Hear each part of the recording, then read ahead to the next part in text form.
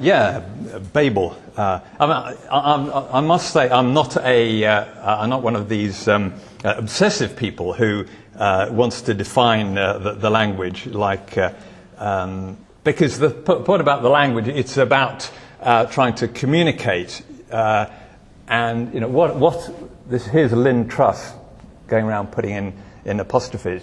What is ambiguous or uncertain about 2 weeks' notice? Does anyone not understand that? And does anyone notice the glaring punctuation error in the front cover of Lynn Truss's book? I won't spot it if you can. Anyway, they get all they deserve. Every language evolves through a constant battle between economy and intelligibility, and I think that's the exciting thing about language, that we're always trying to speak as quickly and convey as quickly as possible. Jargon is actually a great thing, because if we didn't speak in jargon, we'd waste an enormous amount of time talking to colleagues about things that we're on the same wavelength about. But the point about urban design and planning is that a lot of it's to do with talking about people who are not colleagues, who are not in the same profession. And urban design, if it's a profession, it's a very wide profession, talking to a lot of different people in different professions, and talking to a lot of people who aren't in any professions. Maybe in nuclear physics, you're talking to nuclear physicists, and life is more simple. But we're trying to communicate with a vast range of people. So we're trying to be economic, but we're also trying to be intelligible. And I may not be obsessive, but when I see a sign saying tickets for future travel, I expect there to be another door that I can go in and that offers tickets for past travel. But that's logical, and where I can get a ticket to Bradford in 1923 or something. A return ticket, of course. I don't want to stay in 1923. We're talking and writing in planning and urban design, and very little of what is written about these subjects actually has any impact. And we sort of get used to that. We see documents, we don't expect to read them. There's one that you might like to read. But even though I've written a dictionary, it's not because I want to define what the terms are. Sometimes you do want to define terms, like the new urbanists do with their lexicons, if they want to specify, an avenue, and to say, well, okay, we're going to prescribe, say we want avenues, so you've got to say what an avenue is. But a dictionary like this is really just saying that a lot of words are used in thousands of different ways, lots of different ways, depending on the context. And there's no point in trying to define things because they're slippery.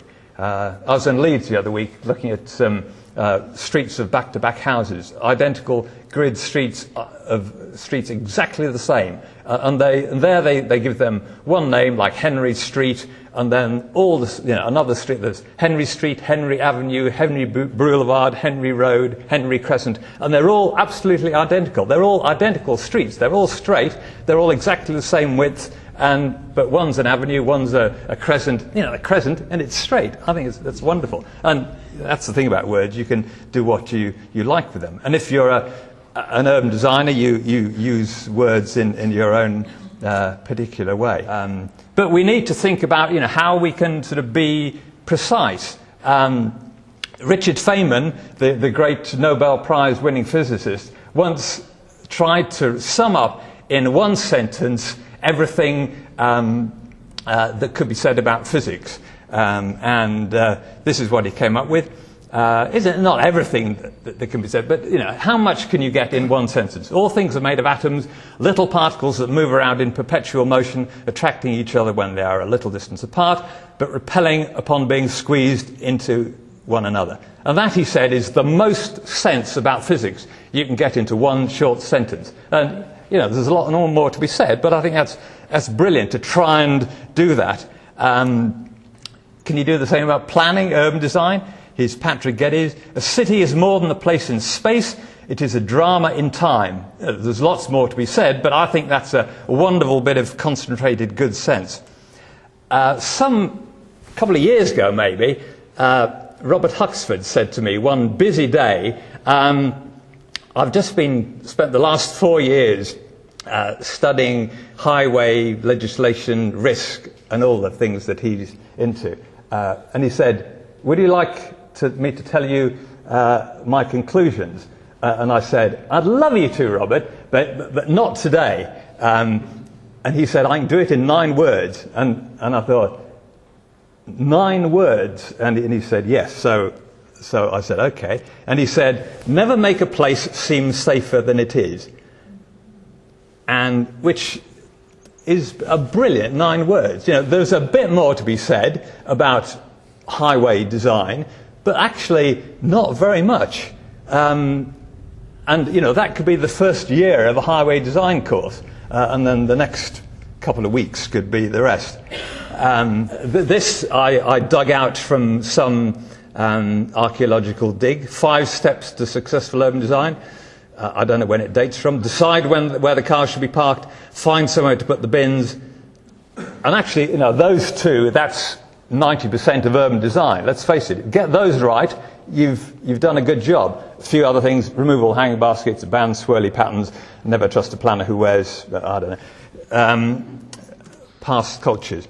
David Tittle, now of the Architecture Centre Made in the West Midlands, and I thought about, we came up with a thing called the Popular Front for Clarity in Urban Design, and just thought about what its manifesto might say. We were inspired by the slogan from the American gun lobby: guns don't kill people, people do. Words don't confuse people, people do. Don't blame the words. What are we targeting? Overextended words? Yes, there is a Kenco coffee called Sustainable Development. I have a jar. It's not very nice. Ambiguous words, sustainable, there again. Words conveying spurious positive qualities. Sterling Prize nominated. Yeah, it didn't. Words used as shorthand for professionals, but confusing for others.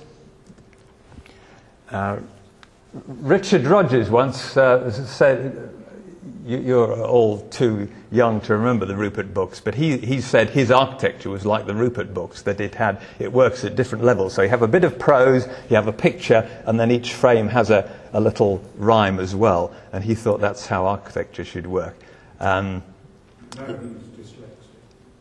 That's true. So actually he didn't use the words, he only looked at the pictures. Legibility, the ancient art of building ledges. Words devalued by overuse: landmark, community, urban village. Here you have it, the gherkin. Oxymoronic phrases: delivering sustainable communities. You surely can't deliver a sustainable community. You might be able to create the circumstances that would enable sustainable communities to grow and survive. You can't deliver them like a pizza. And yet when the ODPM, as it was then, wanted a slogan that chose those 3 terms, you know, the 3 words that about urban design and regeneration that communicate least, and put them together, but in a slogan that was at least better than some of the other ones that they considered and rejected, and they maybe didn't even tell us about. And these things are meant to make us think, hey, here's a new concept. And politicians need new concepts. They've got to repackage things. Academics need new concepts to make it look as though they've come up with new ideas. But there aren't a lot of new ideas about. And we don't need a lot of new ideas. We need to come to terms with the good sense that there is. Loaded words. West Palm Beach some years ago tried to rewrite their highway regulations to get rid of what they call biased terminology. Accident, they said, well, an accident is actually, usually there is a road accident. Someone is to blame, and we shouldn't hesitate to blame people. Dart out, where a pedestrian darts out across the road and gets run over. Or maybe part of the equation was actually whatever ran them over. So maybe improvement. Well, improvements for a road improvement, great. A wider road. well, who's that an improvement for? People who want to drive along it, or people who want to cross it, enhance, upgrade, deteriorate? In what way? Alternative means of transport, traditionally in West Palm Beach, meant people doing things other than going by car, pedestrians and cyclists. But they said, well, actually, the pedestrians came first, then the cyclists, and then the public transit, and actually the alternative is the car. So let's not call everything else alternative just because it's not car-borne. Words implying spurious. This is, if you remember where we started, the first thoughts towards the manifesto of the Campaign for Clarity in Urban Design. Spurious reality to an abstract concept, the housing ladder. You know how it is with housing. You buy a little house, and then a couple of years later you sell it and buy a bigger one, and you go on doing this, and in a few years' time you've got an enormous house, and it's, I don't know, I've never quite managed to work out how this ladder works. It doesn't seem to be a ladder to me. Words implying spurious precision. A plan. Is it anything more than the wish list? Words giving simple ideas spurious technical status. Let's go on a visual environmental audit. Words implying spurious distinctions. The RTPI 5 years ago now decided that there was a lot of confusion about participation, involvement and engagement, and they needed to define them. So they defined community involvement, community participation, community engagement. They said these are all very different things, and unless we understand what the difference is, we'll confuse ourselves. And I read these definitions more times, I'm sure, than anybody else has, and I still can't remember what the difference is. Because you can't do this. They're just words. They're not specific things. And if we want to describe things, we've invented sentences and paragraphs, and that's how you describe things, not by Does anyone know the distinction between these terms? You must do, because you work in this field, and clients say, we want you to organise some public engagement, not in participation. We're not paying you for that. We want engagement. Anybody know? Yeah, I think Sherry Arnstein's ladder of, sorry to use the word ladder, but ladder of participation works quite well, because it's about power, where the power lies. Yeah, yes, I think that's great. I mean, and that's the ladder going from, because people say participation, that's a good thing. And what she said in 1968 or whenever it was actually it goes from community control at the top to manipulation at the bottom and various stages in between. And if you look at the ladder, then you can think, actually, there is a difference between. They're not just words, but they're actually different things going on, and it's realities of political control. Participation as a weasel word. Yeah, I think they all can. I mean, engagement, to my mind, is a much stronger positive meaning.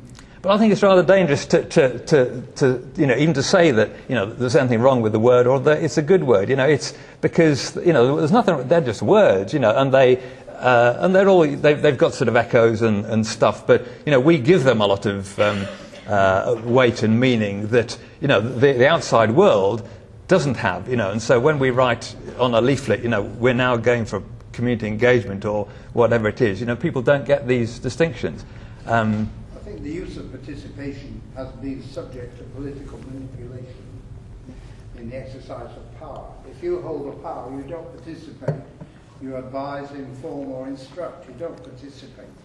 Yeah. That's got lost. But all of these are about political control. They're all a process in which there's professionals and which there's the public, and we're trying to involve them, and sometimes we're trying to involve them and help them, and other times we're trying to manipulate them. Well, involvement is, again, one of these manipulative words. It means a very minor kind of engagement, almost trivial and totally unimportant, really, but it's hyped up. Robert? I think you've got too involved in a participatory engagement. I'll carry on. Well, they were actually in order, though. If you've got involvement, that means someone might have seen a poster on the street, so you say they're involved. If they participated, they kind of turned up for an event but had a free sandwich and went.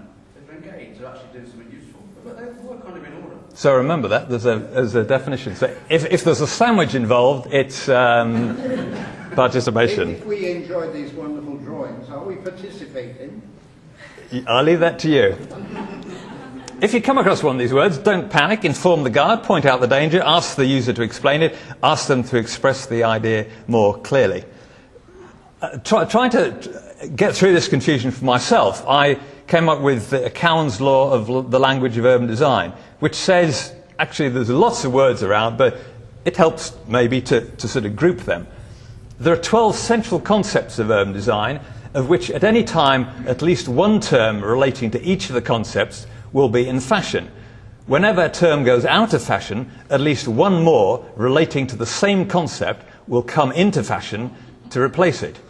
And I've tested... Participatory meeting about that definition, that's far too long and complicated. Absolutely. And the first one, and actually, you know, I've got 12, but you know, this is just me trying to organise stuff. But you know, there might be 10, 100, but you know, you can try and group things. First one, the aim of the planning and regeneration process, sometimes called amenities, social justice, the good city, livability, sustainability. It helps me to go through this process. Second, the process of positive environmental change. Urban renewal, urban regeneration. Renewal, which was from 1948 to 1975, when it started to go. Lewis Mumford claimed to have coined it. I'm sure he didn't, but in the late 40s. 1975, regeneration started to come in. Then with the new Labour government, urban renaissance. And then the Haymarket published Regeneration and Renewal magazine. I thought, this is interesting. Regeneration and renewal. I haven't heard renewal for a while. And then looked at the editorial in the same issue and it said, regeneration means physical regeneration, renewal means social renewal. So that's interesting, and that means social renewal. And because you know it's in the title of a magazine, it'll probably mean that for a while. But hey, we've got a new government. Quick, put in localism. Actually, it's all localism. What we're doing is every day I hear 10 organisations saying, what we're into is local. We've always been doing localism. We just didn't tell you, but it's a localism. 3, the overarching discipline that manages change. What's the difference between these things? Well, you know, there are differences, but you know, they overlap. And we shouldn't think that, you know, we can define, hey, we're all urbanists now, so it's urbanism. Or no, it's placemaking. Or is it place shaping? What's the difference? The words can be useful, but we shouldn't get too tied up with thinking that they're very specific and distinct from each other. Because we've got lots of other words to use to describe what we're trying to do. Setting guiding principles about urban form, modernism, critical regionalism, new urbanism, sustainable development, lots more. The subject of study and action, towns and cities, towns and villages, the built environment, the city region, the geographical unit that's the focus for planning, all these things. Neighbourhood, was popular in the 40s and 50s, went out. Urban village came in, neighbourhood came back again. Where are we today? Neighbourhood, probably. Carefully, here they are. Built-in home security, designing a safer home. They're safer because in their little cul-de-sac, they're not taking anybody else's traffic. They're putting all their traffic, even his traffic, even his Mercedes, on other people's streets. Easily done. Urban village. A man like me, more committed to urbanism than to orthodontistry. Amazing. And I've tried to make the equations work. Unsustainable location plus overgrown airfield. It's a brownfield site. Brownfield site plus mixed uses is an urban village. Urban village plus suburban location is a sustainable urban extension. Sustainable urban extension plus government hype is a sustainable community. Remember them? Sustainable community plus remote unsustainable location equals ecotown. Remember them. Where are we? The areas where people are free to come and go. Different words for that. You're welcome to use this public spaces unless you wear a hooded top, take photographs, breastfeed, hand out leaflets, look like or show insufficient commitment to the only valid human activity, shopping. The social group community, actually usually just community. As if there was a community that the office junior here could go out to consult. There's lots of different communities. There's communities of residents and communities of traders and cyclists and parents and people who are residents and traders who cycle and who have children. Lots of overlapping communities, groups of people with interests, and the community, well, sometimes it might be a useful word to use, but it doesn't express anything very much. The means of involving that group, again, we've been through that. The valued and defining characteristics of an area, really important to urban design. But if you're planning for a green field on the edge of Milton Keynes, and what's the local distinctiveness? Well, maybe you have to use your imagination. No, we're not going to go into that. The process of planning, spatial planning, master planning. What's the difference between these things? Well, we have to explain what they are. They're not very distinct things. They're not like a chair and a table and a light bulb. They're sort of abstract and like beauty. It's not that we shouldn't use these words, but we need to understand how limited they are. And finally, 12, an attitude to the traditional city. But if we're trying to get to grips with all these words that are floating around, and we think, actually, the number of concepts that, as urban designers, we're talking about is relatively limited, and they're important, and we're trying to get to grips with them, and we needn't get too much lost in a crowd of words. How do you spell permeability?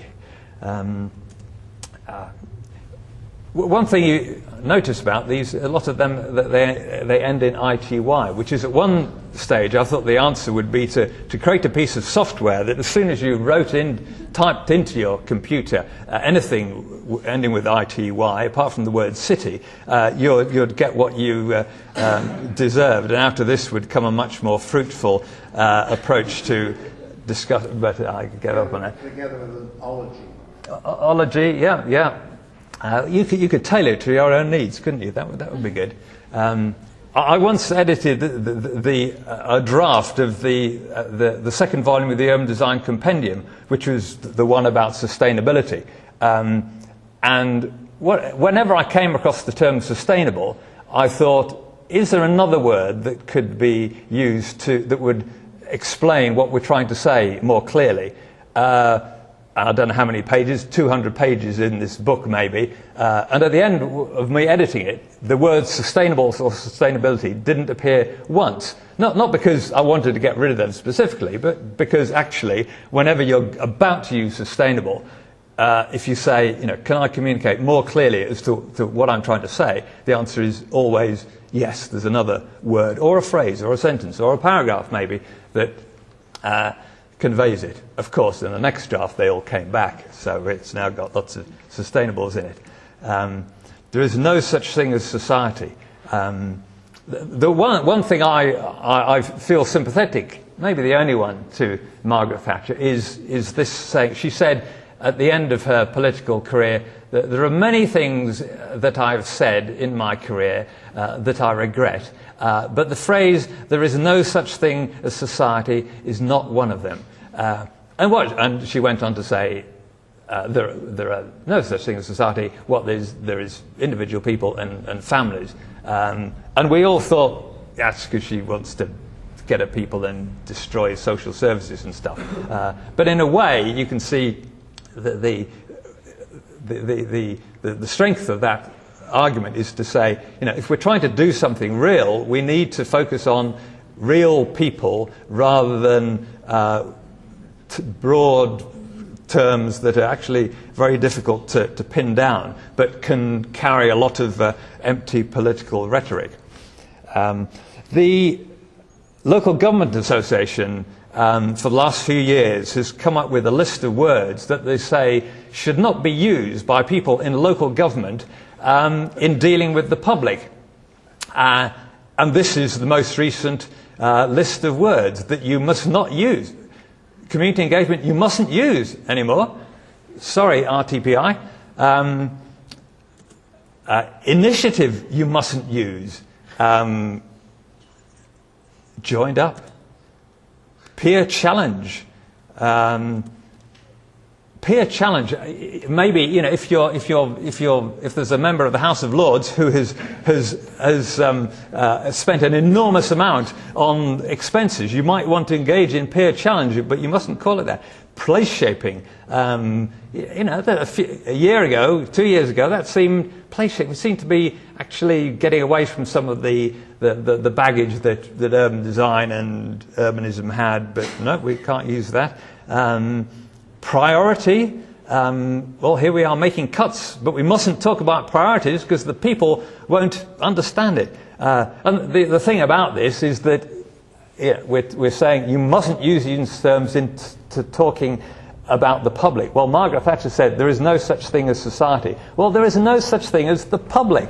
Whenever you're addressing people, you're addressing particular groups of people. I mean, even if it's everybody, we need to think, what language do these people understand? Is it a professional group? Is it everybody? What's the context? So it doesn't make sense to say that we mustn't talk about, you mustn't use the word vision. I'm sorry, it's got to go. Welcome. You're welcome. No, you can't say that anymore.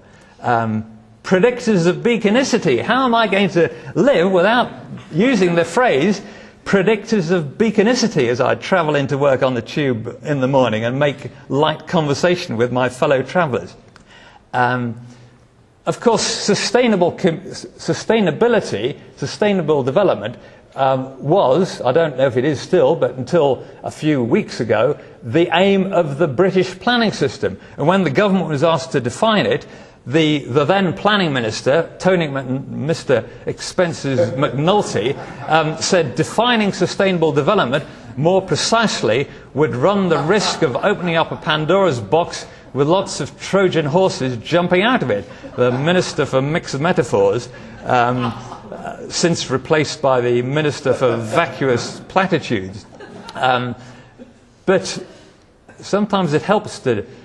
And this leads to, as Michael Edwards said in the latest issue of Planning for London, sustainability means whatever each local planning authority says it means in its local plan. Once the local plan is approved, that definition of sustainability is sanctified for that area. A local authority could define it in terms of financial viability or as vegetable gardens large enough to support a family. So what's the point of using the term sustainability if it doesn't mean anything? We're just confusing people. But in order not to confuse you, let me take you through the science, just in case you haven't got the message yet. The greenhouse effect, we talk about sustainability without defining the term, and the terms drift up into the upper atmosphere and create a thick layer, keeping the heat in and aggravating global warming, which is not a good thing. At last, a definition. Yes. And as lexicographers, we have to try and put times on this. In 2005, it was that the Institution of Civil Engineers published a document called Resource Sustainable Community. Places whose management systems and infrastructures for dealing with waste have been carefully considered. But this was the stage when sustainable no longer had anything to do with resources. So if you wanted to make it something to do with resources, you had to put in the term resources. Before then, it had meant sustainable. Yeah, it's about sustainable in terms of resources. 2005 also, this is surely the most inclusive, the most meaningless term of sustainable community. One where residents are satisfied and in which they are happy to continue living. Research shows that if you go anywhere, the worst place in Britain, the most horrible social housing estate in Britain, and ask people if they are happy living there, they will say generally yes. I mean, like, well, I got to live somewhere, and I don't want to not to be living anywhere. So, you know, it's not saying a lot. So, 2005, we'd squeezed all meaning out of the term sustainable community. In the year 2000, the government commissioned a research study called Towards a Language of Sustainable Development. And they identified the problem, which was that people didn't understand, although people understood the term sustainable development, that it was in common currency, people weren't acting sustainably. So the government commissioned quadrangle strategies, I think was the term of the consultants, to come up with a new language of sustainability that would make people act sustainably, which was a crazy idea, because there isn't such a language. You know, we need to talk about these things, we need to help people set priorities, and we need to talk in plain English. There isn't a term. So anyway, they did their research and they said, yes, our focus groups say that they know the meaning of sustainable, but they still fly on their summer holidays. It's not working, we need something else. And so they said, words won't do the trick, we need something else. So they invented a three-sided plastic pyramid. And they said, this will do the trick. And the three sides will have pictures of social, economic and environmental sustainability. And if you look at the back side of the pyramid, you will see all three at once. And that will get you a message about sustainability that the very word sustainable won't do. And this struck in my mind, but I couldn't find this paper again. I had a copy, I printed it out and I lost it. And I looked on the CLG ODPM website and I couldn't find it. And I Googled it, a few months ago, and I mentioned it in the Dictionary of Urbanism. And if you Google it, this report, it comes up as a reference to the Dictionary of Urbanism, the only place that's heard it. And I thought, I invented this, didn't I? And I've got a bit worried. But coming here today, I Googled it again, a last desperate attempt, and I found somewhere in the archives of DEFRA, where I'd never looked before, down right in the basement, where there's someone shoveling coal and operating the central heating, I found this report called Towards a Language of Sustainable Development. And there is the three-sided plastic pyramid that the consultants recommended the government should mass produce 3D to look up the backside of it, and 2D as a jigsaw, big pieces for children, little pieces for adults. And there it is, and there's the backside of it. You look it up and you can see, I don't know how it works, but you get the idea. And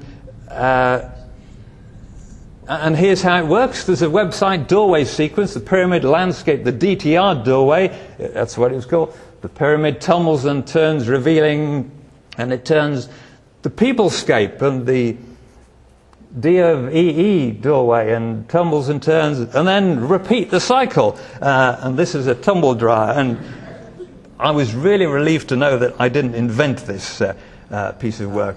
Character and appearance is the latest buzz term in planning. Development is acceptable or unacceptable in terms of its, what I think of as one word, character and appearance.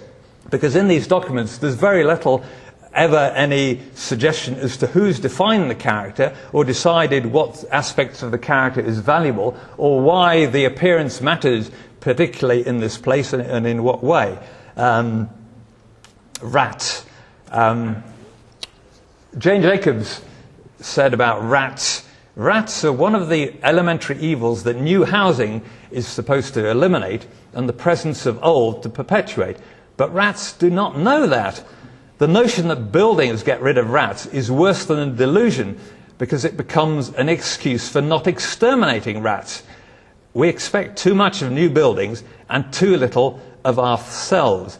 And for rats, read words. We expect too much of words and too little of ourselves. Colin Davis said, engineers have always baffled us with numbers, and planners always say, we accuse the engineers there, planners do the same with words. Here's the highway quality auditor seen in his belt and braces. And master plan, by design thought, hey, well, let's avoid the problem with the term master plan, which sort of means everything, and so it doesn't mean very much.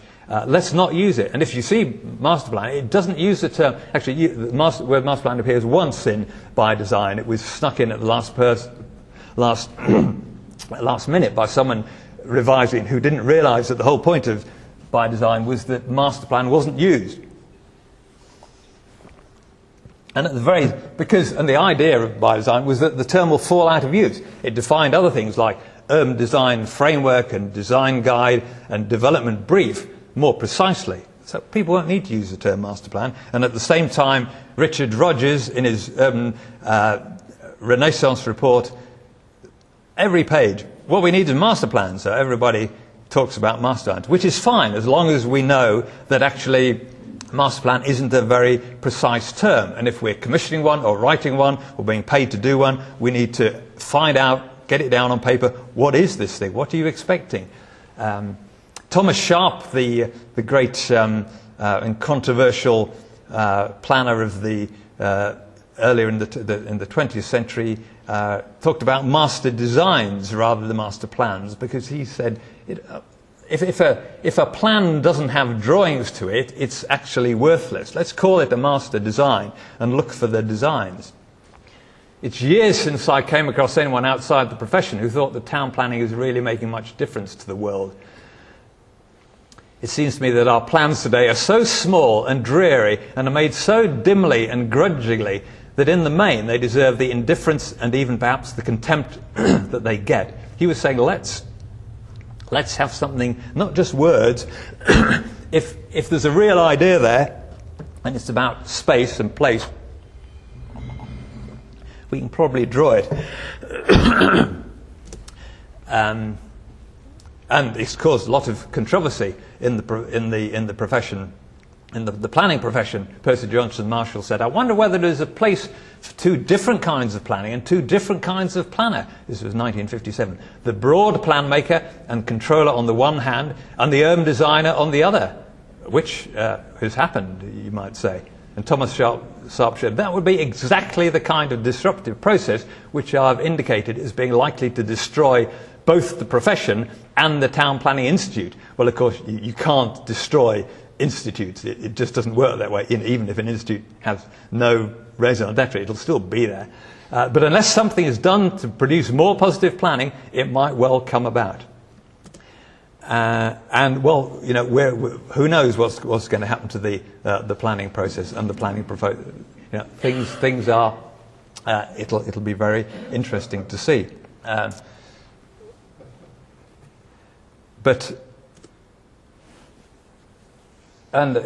this very moment, people are talking about the future of the planning process, and we're all going to be involved with it.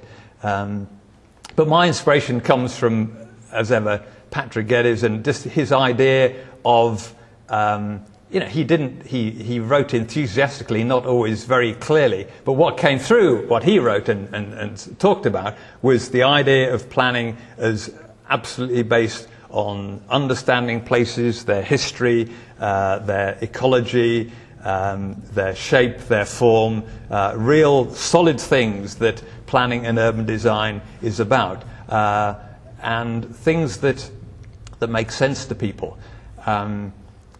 The other day I was talking to a planner. We're doing a walkabout in a town with some planners and other people looking at the town, just to see, because that's what we tend not to do, is just walk around places and look at them and ask questions like, what do we like, what do we dislike, what would we like to improve?